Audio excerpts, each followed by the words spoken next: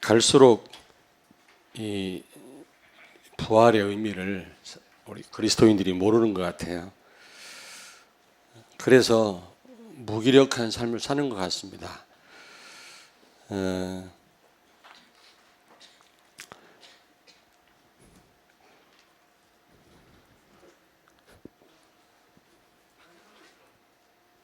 여기 있구나. 예. 성도들이 왜 무기력하냐?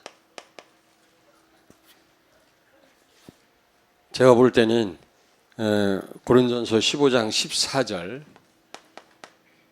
14절에 보니까 부활이 없다면 우리의 전파하는 것이 헛되다 그랬어요. 그리고 믿음도 헛것이다. 그렇죠. 부활이 없다면 우리의 모든 수고가 다 헛되지 않겠습니까? 그리고 19절에 보니까 세상에 우리처럼 불쌍한 사람이 없다 그랬어요. 예수님이 부활하시지 않았다면, 그렇잖아요. 매일 나와서 예배드리고 기도하고 하나님 믿는다고 하는 우리들이 가장 불쌍한 사람들 아니겠습니까? 지금 불신자들은 마음 놓고 펌하시잖아요. 마음 놓고 이상한 짓도 하고 오늘 놀러도 가고 말이지 그러는데, 우리는 또 하나님 앞에 나와서 예배하는데 만약에 부활이 없다면 우리처럼 불쌍한 사람이 없어요. 이 부활의 의미를 모르니까, 부활 신앙이 없으니까 오늘날 많은 그리스도인들이 무기력한 삶을 사는 것입니다. 그래서 제가 볼 때는 이 부활 신앙, 이 회복하는 것이 시급합니다. 다 많이 들었죠. 부활주일도 많이 지켜보기도 하고요. 그러나 사실적으로 이 신앙이 없는 겁니다. 부활 이후에 여러분 제자들의 삶이 완전히 바뀌었잖아요. 그리고 무엇보다도 바울의 삶이 바뀐 것입니다. 그는 한 번도 흔들려 본 적이 없어요. 부활하신 주님을 다메섹 도상에서 만난 이후로 그는 순교할 때까지 한 번도 그의 신앙이 흔들려 본 적이 없다. 우리는 너무 신앙생활이 많이 흔들리잖아요.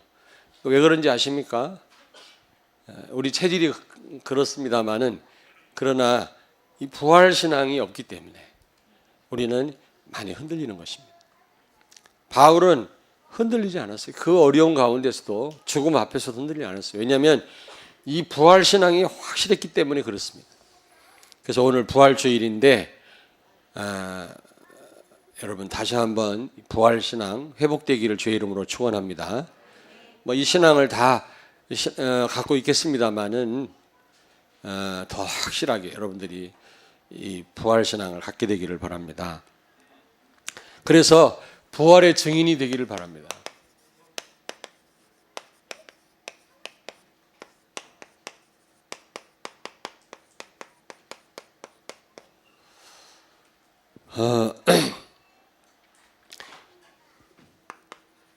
많은 사람들은 부활을 믿지 않습니다. 불신자들은 말할 것도 없고, 오늘날 많은 그리스도인들까지도 가장 중요한 게 이 예수 그리스도의 부활인데, 이 부분에 대해서 확신이 없어요. 또 믿지 않는 사람들이 많습니다. 자유주의 신학자들은 예수 그리스도의 부활을 믿지 않습니다. 인정하지 않습니다. 그러면 모든 게 다 헛되다라고 그랬잖아요. 근데 이 부활신앙은 여러분이 아셔야 돼요. 정말로 믿을 만한 사건이에요. 믿을 만한 사건이다. 증거를 대볼까요? 고린도전서 15장 2절 4절에 보니까 성경대로, 바울은 그랬습니다. 성경대로 죽으시고 성경대로 고난당하시고 성경대로 다시 살아나셨다. 한 번 얘기한 게 아니에요. 여러 번 성경대로. 다 일일이 여러분에게 다 말씀드릴 수 없습니다만은 구약에 보면 시편에도 그렇고요. 부활에 관한 말씀이 많이 나옵니다. 어느 날 갑자기 예수님이 뜻밖의 부활하신 게 아니고 성경에서 말씀한 그대로 고난 당하시고 부활하셨다는 거죠. 요나가 큰 고기 뱃속에 3일 동안 들어갔다 나온 것도 이게 바로 예수 그리스도의 부활을 상징한다고 그랬거든요. 그 구약에서 그렇게 언급했던 그 예언이 다 성취된 사건입니다. 그리고 고린도전서 15장 6절에 보니까 이 예수님 부활하신 것을 500명의 성도가 보았다 그랬어요. 물론 그 가운데에는 몇 사람이 죽었지만 아직도 여전히 살아있다고 바울은 고백합니다. 말씀합니다. 만약 이게 거짓이라면 여러분 어떻게 이런 편지를 고린도 교회 교인들에게 썼겠습니까? 바울이 그럼 거짓말장이네? 내가 여러분들한테 거짓말 할 수 있겠습니까? 그리고 여러분 이 거짓말은요, 이게 맞나? 거짓말. 이 거짓말은요, 오래 못 갑니다. 반드시 거짓말은 오래 못 가고 들통나게 돼 있어요. 길어봐야 100년 안에 들통나게 돼 있어요. 근데 지금 수천 년 동안 여러분 이 부활에 관해서 우리가 믿고 있잖아요. 그 말은 거짓말이 아니라 그 말이에요. 누가 가르쳐 주지 않아도 거짓말은 오래 못 가게 돼 있다니까. 그러니까 무슨 일이 있어도 거짓말하지 말아야 돼요. 거짓말하면 또 그걸 합리화시켜서 또 거짓말을 해야 돼. 또 그걸 또 무마하기 위해서 또 거짓말해야 돼. 얼마나 괴로운지 몰라요. 아예 그냥 자수하에 광명 찾는 게 낫다니까.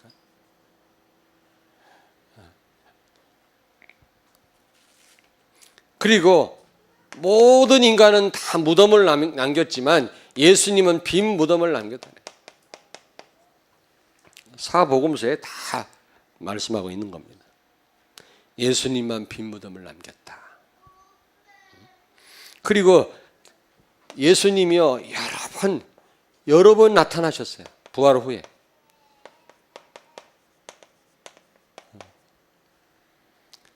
제자들한테 나타나시고요. 뭐 여러 번 심지어 다시 업으로 돌아가서 고기잡이 하고 있는 베드로에게 나타나셔서 베드로가 잡은 고기를 구워가지고 맛있게 잡수셨잖아요. 그 말은 무슨 말이냐? 영육이 아울러 부활한다. 육신을 갖고 계시기 때문에 고기를 잡수시죠. 구운 생선을. 우리가 부활할 때는 가장 아름다운 모습으로 부활할 것입니다. 장애를 가진 사람은 어떻게 하냐? 가장 아름다운 모습. 장애를 갖고 부활하지 않습니다. 가장 아름다운, 가장 건강한 나이가 몇 살쯤 될 것 같아요? 몇 살? 예? 24살. 24살. 그런 것 같으네. 이제 그 이후로는 이제 노화 현상이 온다고 그래요. 그때부터는. 그때까지는 이제 사는 거야. 인생이 사는 겁니다. 24살 지나면 사라져 가는 겁니다. 니들은 지금 사는 거야. 근데 목사님은 사라져 가고 있어요, 지금. 또 이상하게 알아들으면 안 돼요. 우리는 소멸되는 게 아니라 부활하죠. 아멘. 여러 번 나타나는 겁니다. 아담과 하와를 창조할 때 24살로 창조하지 않았나. 성경에 없습니다, 또. 또 그걸 아멘 그래갖고 그걸 주장하면 안 돼요. 또 이단이 됩니다. 가장 아름다운 나이로 어린 아이로 창조하지 않았어요. 지구도 불덩어리로 창조하지 않았어요. 모든 생물이 살 그런 지구로 만드셨어요. 그러므로 역사가 길지 않습니다. 진화론자들이 말하는 수십억 년, 수백만 년 걸리지 않았어요. 6,500년.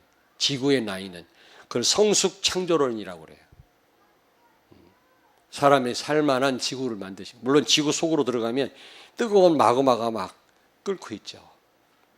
용암이 흐르고 있지만, 그러나 지구 껍데기는 식물이 살 수 있잖아요. 그렇게 하나님이 창조한 겁니다. 참고로 말씀드린 거예요. 그리고 사도 요한 빼놓고 여러분 11명의 제자가 전부 제자들이 순교했어요. 그냥 순교했겠습니까? 이런 부활신앙이 없으면 순교를 했겠어요, 여러분? 그렇잖아요. 아니, 많은 그리스도인들이 사자밥이 됐거든요.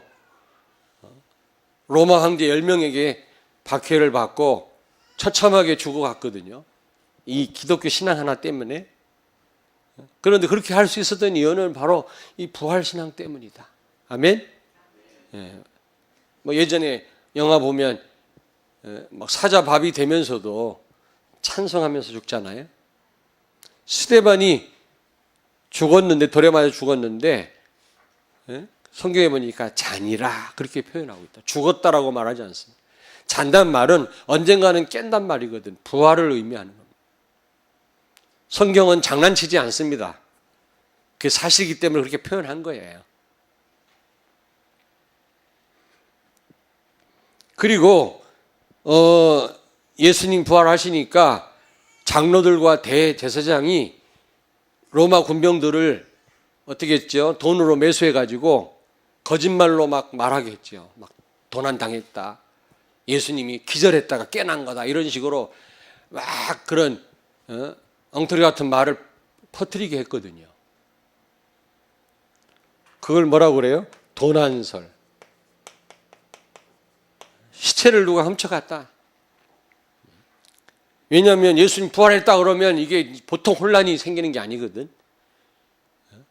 진짜 예수님이 하나님이거든요. 그러면 보통 문제가 아니에요, 이거는요. 그러니까 그걸 무마시키기 위해서 도난설을 퍼뜨린 거예요. 성경에 보니까 마태복음 28장 11절 15절 보니까 장로들과 대제사장이 로마 군병들을 돈으로 매수해가지고 이런 소문을 퍼뜨리게 한 겁니다. 또 환상설이라, 환상을 본 거다. 진짜 죽은 예수가 부활한 게 아니라 환상을 본 거다. 거기에다가 또 하나 있죠. 죽은 게 아니라 기절했다 깨난 거다. 기절설 등등. 이거는 무엇을 의미합니까? 진짜 부활이 있었단 말이거든. 오히려 예수님 부활하지 않았으면 이렇게 매수를 했겠어요? 뭐하러 쓸데없는 짓을 하겠습니까? 진짜 부활했으니까 그것을 무마시키기 위해서 이런 엉터리 같은 말을 퍼뜨린 거란 말이에요. 이걸 볼 때 오히려 부활의 증거가 되는 겁니다. 이해되십니까? 그러므로 부활 사건은 진짜 있었던 사건이다. 아멘. 우리 여러분들 믿으시기 바랍니다. 역사적 사건이란 말이에요. 진짜 있었던 사건이라고. 이걸 안 믿는, 못 믿는 그리스도인들이 많다니까. 그러니까 너무나 무능력한 거예요. 아무 힘이 없는 거예요. 불신자하고 똑같은 거 아니겠어요? 수준이?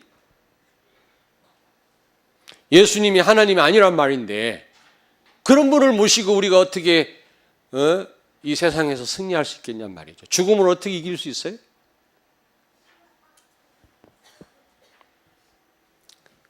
그렇다면 우리가 부활의 의미를 알아야 되겠죠. 우리가 부활 신앙을 회복하고 이제 부활의 증인들로 서길 바랍니다. 그러려면 의미를 아셔야 돼요. 예수님 부활하신 사건은 역사적 사건이고 실제 있었던 사건이다. 우리가 확신할 뿐만 아니라 이런 증거들이 있지 않습니까? 뿐만 아니라 그 의미를 아셔야 될 거 아니겠어요? 부활주일 뭐 하는 날이다? 뭐 하는 날이다? 계란 까먹는 날이다? 칸타타 하는 날이다? 난 그렇게 알았어요. 계란을, 삶은 계란을 까먹는 날이다. 내지는 무슨 연극하고 칸타타 하는 날이다.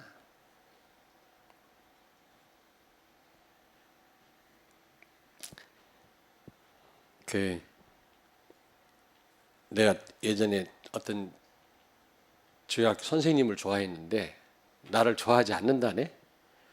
그래 아주 너무 슬프잖아요. 내가 사랑의 고백을 했는데 나 우리 집 사람 다 얘기했어요. 뭐.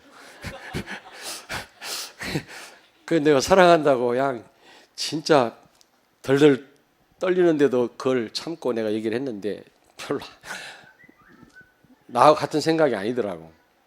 근데 그때가 부활주일 날이라 내가 칸타타 베이스 파트로 참여했는데 슬픈 곡이라 세상 죄 지고 가는 어린 양을 보라 그 찬양을 하는데 내가 어찌 눈물이 나는지. 근데 성도들이요 내가 막 은혜가 충만한 줄 알아. 난 지금 그런 일이 있어갖고 슬퍼갖고 지금 하는데 곡이 또 이렇게 처량해요. 그 생각이 갑자기 나네. 그러니까 의미도 하나도 모르고 우리가 이렇게 부활주의를 우리가 이렇게 지킨단 말이죠. 그 아무 소용이 없는 거예요. 여러분, 예수님 부활했단 말은 예수가 그리스도라는 증거예요.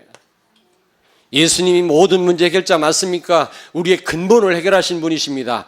왕, 제사장, 선지자로 이 땅에 오셔서 우리가 해결할 수 없는 사단의 권세를 박살내시고 하나님 만나는 길을 여시고 하나님 떠난 이 원죄, 우리가 해결할 수 없는 이 죄를 해결하신 분이십니다. 그래서 요한복음 19장 30절 예수님 말씀하기를 내가 다 이뤘다라고 십자가에서 말씀했어요. 다 끝냈어요. 우리의 모든 문제를. 염려할 게 없다 그 말이에요. 그리스도인들에게 있어서는 문제와 응답은 같은 말이에요. 같은 말. 구분해서는 안 돼요. 불신자들 이걸 구분해야 되지 우리는 구분하면 안 된다니까. 전부 문제나 축복이나 응답이나 전부 우리를 그리스도께로 인도하신 하나님의 방법인 줄로 믿습니다.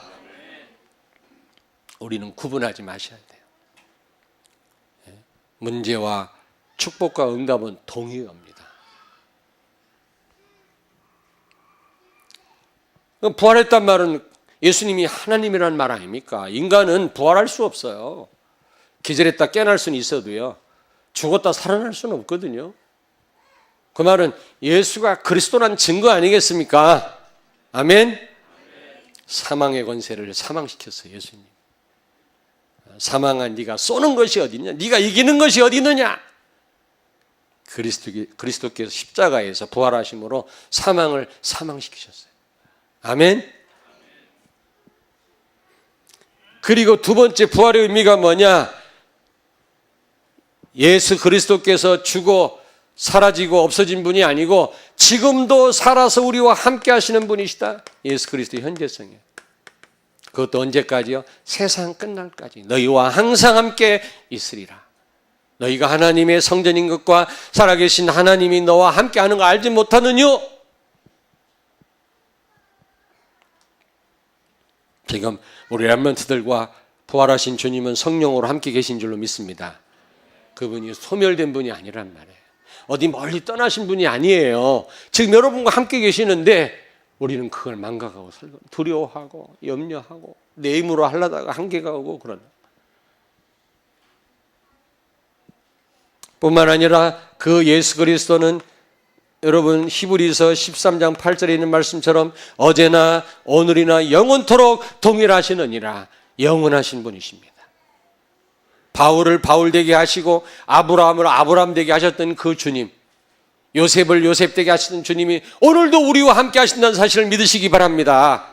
나사로를 살리셨던 그 주님이 지금도 동일하게 역사한다는 사실을 기억하세요. 그때만 그렇게 역사하셨지 그렇지 않아요. 지금도 필요하다면 얼마든지 죽은 자를 살리실 수 있는 분이십니다. 지금도 동일하게 살아서 역사하는 분인 줄로 믿습니다. 그때만 그랬던 게 아니라니까 지금도 우리와 함께 계십니다.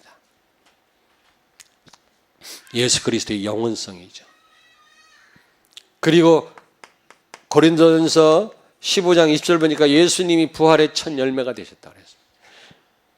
다시 말하면 성도의 부활입니다. 예수님 재림하시는 그날 우리도 가장 아름다운 모습으로 부활해서 영원한 그런 삶을 새 나라에서 우리는 살게 될 줄로 믿습니다. 아멘. 이거는 우리 이성으로는 생각할 수가 없어요. 인간의 언어로는 한계가 있어서 표현할 수가 없어요. 천국이 얼마나 아름다운지 아십니까? 네, 말씀드렸잖아요. 천국 가본 가운데 기분 나빠서 돌아온 사람 하나도 없어요. 그만큼 천국은 아름답다는 얘기지.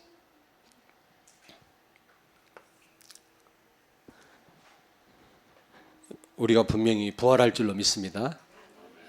어떤 건 자꾸 고민해요. 다 썩어서 없어졌는데 어떻게 부활하냐고. 그런 걱정하지 마세요. 하나님은 못하실 일이 없다니까. 예수 그리스도가 부활의 첫 열매가 됐다. 화장터에서 한 줌의 재로 돌아간다 할지라도 가장 아름다운 모습으로 성도는 부활하게 될 줄로 믿습니다. 아멘. 인간적으로 섭섭하지만 그렇게 땅을 치고 통곡할 이유는 없어요. 우리는요. 소멸되는 게 아니잖아요. 영원한 이별이 아니지 않습니까? 그러면 우리가 이 부활의 의미를 알고 부활의 능력을 체험해.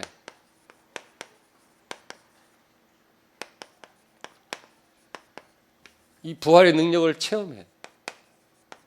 부활의 의미를 알았다면 우리가 이 부활의 축복을 누려야 되지 않겠습니까?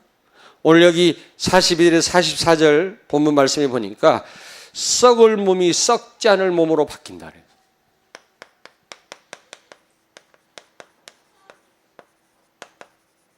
썩을 몸이 썩지 않을 몸으로 바뀐다. 이 말이 무슨 말입니까? 장차 우리가 부활한단 말이거든. 우리 성도가. 여러분 부활의 소망을 가지고 사시기 바랍니다. 아멘. 아무리 여러분이 좋아하고 가까운 분이 돌아가셨다 할지라도 너무 슬퍼하지 마세요. 그분이 예수 믿고 하나님 부름을 받았다면 가장 아름다운 모습으로 부활하게 될 줄로 믿습니다. 이 소망을 가지셔야 돼요. 그렇잖아요? 우리가 죽음을 두려워하면 안 돼요. 그렇겠죠. 인간인지라 두려움이 있겠지만은, 그러나 없다고 하는 건 거짓말이고요. 그러나 결국에는 우리가 이 부활을 신앙을 가지고 죽음을 이겨야 될 줄로 믿습니다. 썩지 않을 몸으로 다시 살아난다 그랬거든요. 그리고 여기 보니까 뭐라 그랬습니까? 욕된 것으로 심고 영광스러운 것으로 다시 살아나며 43절에 욕된 것이 뭡니까? 죄입니다. 죄. 영광스러운 것이 뭡니까? 욕된 것이 영광스러운 것으로. 영광스러운 것이 뭡니까? 이제는 내 중심으로 살던 내가 그리스도 중심으로 바뀌는. 내 중심이 이게 창세기 3장 문제입니다. 이게 죄예요. 이게 타락이라니까. 경건이 뭡니까? 그리스도 중심의 삶이 경건이에요. 성경책을 옆에 끼고 거룩하게 걸어다니는 게 경건이 아니고 그리스도 중심으로 사는 것이 경건인 줄로 믿습니다. 도덕적 윤리적인 삶을 사는 것이 경건이 아니고 그리스도 중심으로 우리 인생을 사는 것입니다. 이게 경건이라니까. 경건을 잘못 알고 있어요. 거룩이 뭡니까? 내 마음 중심에 주님을 모시고 사는 겁니다. 주인으로. 그게 거룩이에요. 우리는 거룩할 수가 없어요. 주님이 거룩하지.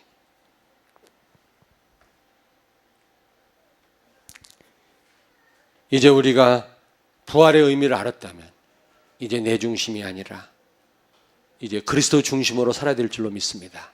갈라디아서 2장 20절. 이제 내가 사는 게 아니라 내 안에 그리스도께서 사시는 거예요. 염려할 것도 없고 내가 하려고 할 것도 없고 하지도 못하면서 주장할 것도 없어요. 그리고 여기 보니까 뭐라고 그랬습니까?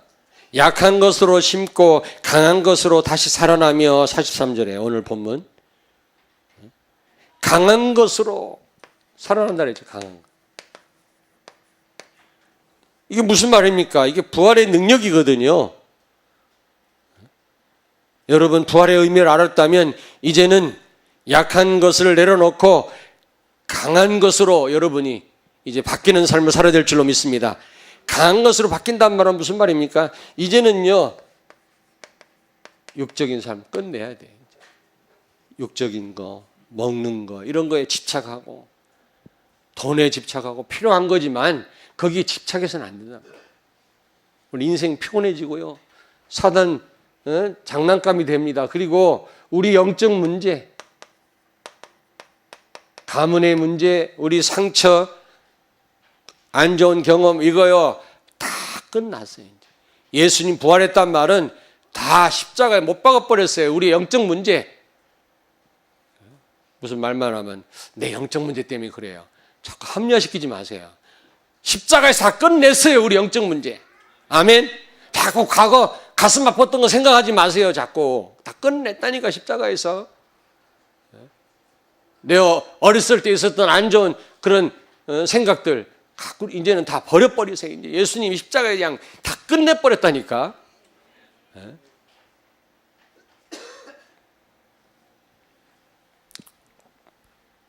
이제는 여러분이 강한 것으로 바뀌어지는 줄로 믿습니다.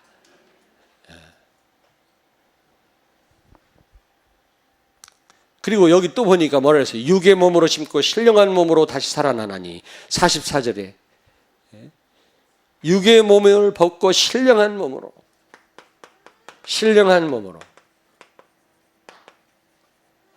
육의 몸이라는 게 뭡니까? 우리의 한계입니다. 뭐든지 우리는 한계예요.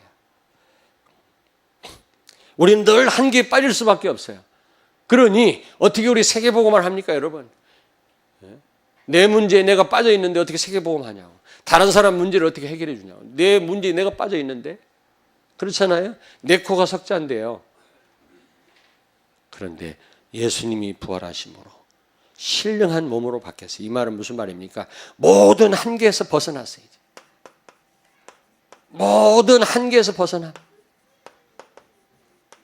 옆에 있는 분한테 서로 축복하세요. 우리는 모든 한계에서 벗어났습니다. 죽음을 이겼다는 말은 모든 한계 이제 끝냈다 그 말.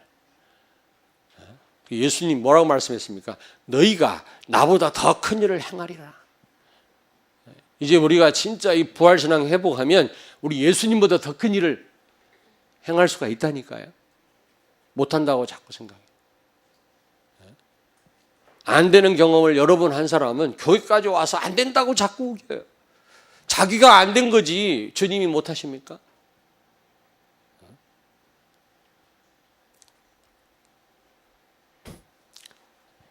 여러분, 성령 충만 받으면 오력 생기잖아요. 오력 가지고 못할 일이 없어요.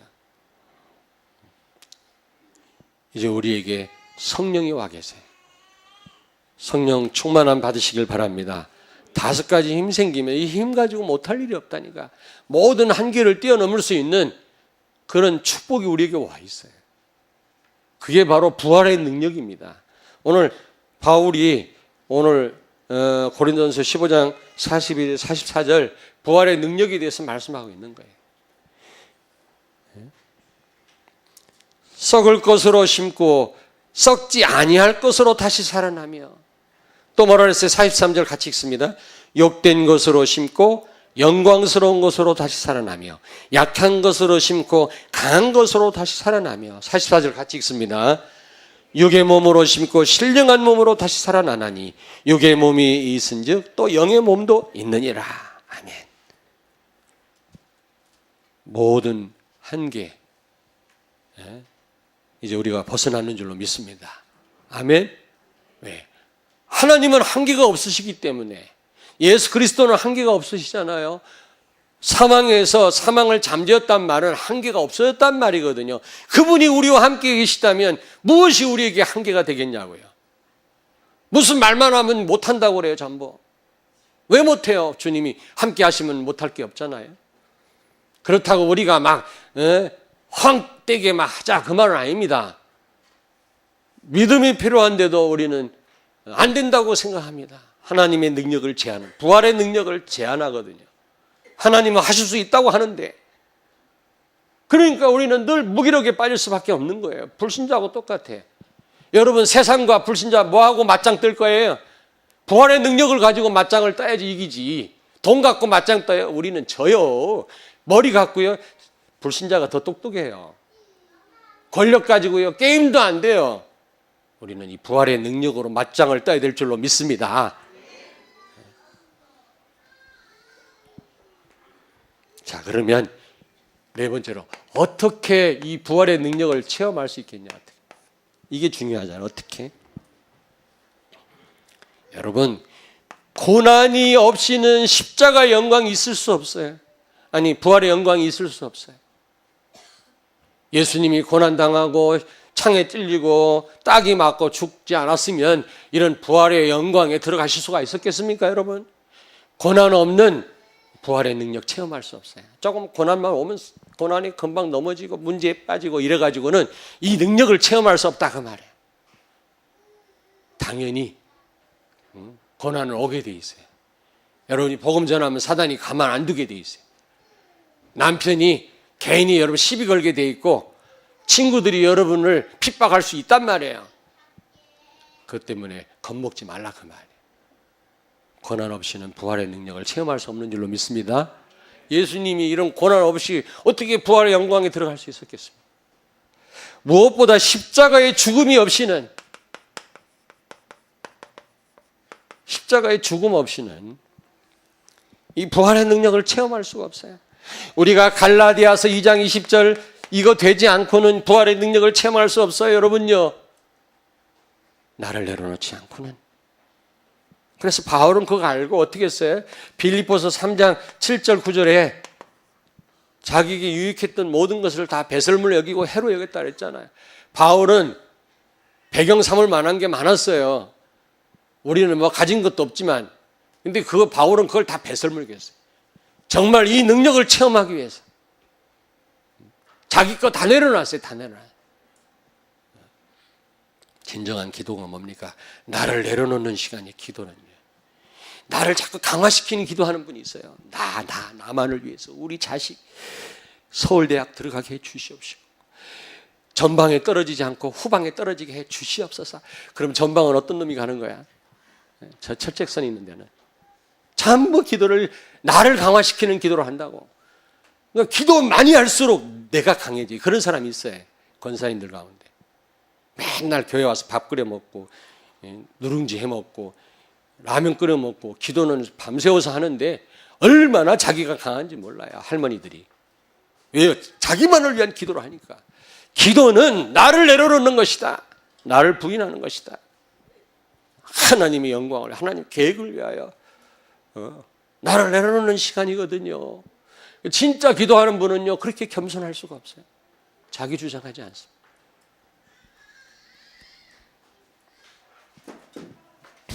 그래서 바울은 뭐라 그랬어요? 고린도전서 15장 31절에 나는 날마다 죽노라 그랬어요. 날마다 자기를 부인하고 자기를 내려놨어요.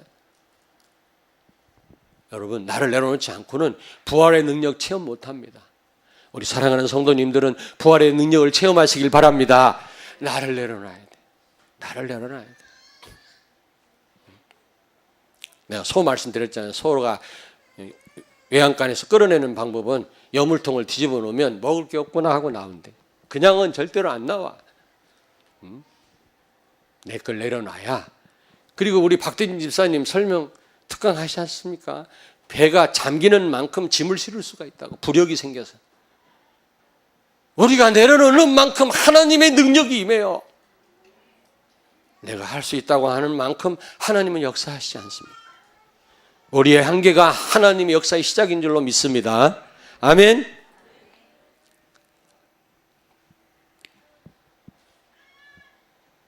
그래서 이 부활하신 주님과 늘 함께. 그럼 어떻게 해야 돼요? 그리스도께 집중하고, 이번 집중훈련 보니까 또 참여 안 하는 분은 또 참여 안 하대. 보니까 한 70명 참여하는데 다 참여하세요. 좋은 기회입니다. 그리고 기도하셔야 돼요. 기도. 이 언약을 붙잡고, 그리스도 언약 붙잡고 기도하셔야 돼요. 결론인데 결론 쓸 데가 없네. 결론.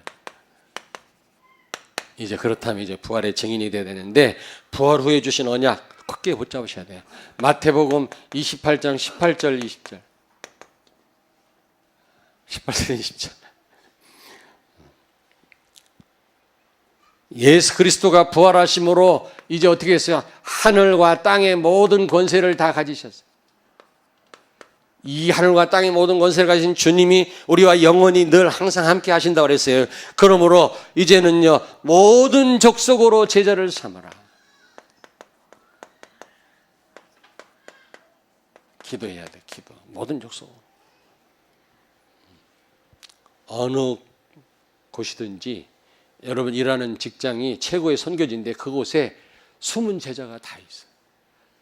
그러므로 모든 족속에 가라 그랬어요. 그 말은 제자가 있다는 말이에요. 케냐에 보니까 또 그 케냐 대학에 그 뭡니까 막 총을 난사해 가지고 기독교인들이 꽤 많이 죽었더라고요. 케냐가. 탄자니아는 종교 분쟁이 있으면 그 자리에서 경찰관이 다 사살해 버려요. 다. 대통령 특명을 내렸어요. 탄자니아는 종교 분쟁한다. 물어보지도 말고 그 자리에서 다 죽여버려라. 그래서 탄자니아는 종교 분쟁이 없어요. 케냐는 기독교인들 한 100몇 명 죽었잖아요, 이번에. 학교에 난입해가지고. 기독교인들만, 무슬림만 다 살리고. 지금 심각합니다. 지금 터키인가 어디에서 지금 이태원동에다가 최고의 무슬림 사원을 세운대요. 돈은 많으니까. 보통 위기가 아니에요. 부활의 능력으로 부활이 증인되길 바랍니다. 그리고 두 번째, 사도행전 1장이 잘 안 보이네. 사도행전 1장 8절. 부활하신 주님이 주신 말씀이에요. 너희에게 성령이 임하시면 권능을 받고 오력이 생겨요. 땅까지 이르러 증인이 되리라. 증인되라. 땅까지. 그래서 어떻게 했다고 그랬어요? 사도행전 1장 14절에 보니까 기도에 전혀 힘쓰니라. 기도. 혼자 잘 안 되는 분은 금요기도 나오시고 수요일 날 나오시고 금요기도 갈수록 또 빠지대. 보니까 새벽기도 갈수록 썰렁해. 누구를 위한 건데? 우리 장로님들과 우리 권사님들 중직자들이 기도하는 일과 또 예배하는 일에 앞장서셔야 돼요. 렘넌트가 배웁니다. 새신자가 보고 배웁니다. 여러분의 책임이 큽니다. 부활의 능력을 체험하는 여러분 되길 바랍니다. 결론 부분, 부활의 증인되자. 마태복음 28장 18절 20절, 사도행전 1장 8절, 사도행전 1장 14절. 이제 기도해야 된다. 아무쪼록 부활 신앙을 회복하시고 부활의 증인들이 되시길 주의 이름으로 축원합니다.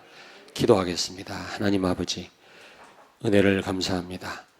부활주의를 당하여 부활의 의미를 다시 한번 되새기며 부활 신앙이 회복되게 하시고 부활의 능력을 체험하는 가운데 증인으로 서서 학교를 살리고 직장을 살리고 이웃을 살리는 우리 사랑하는 성도님들이 다 되게 하여 주시옵소서.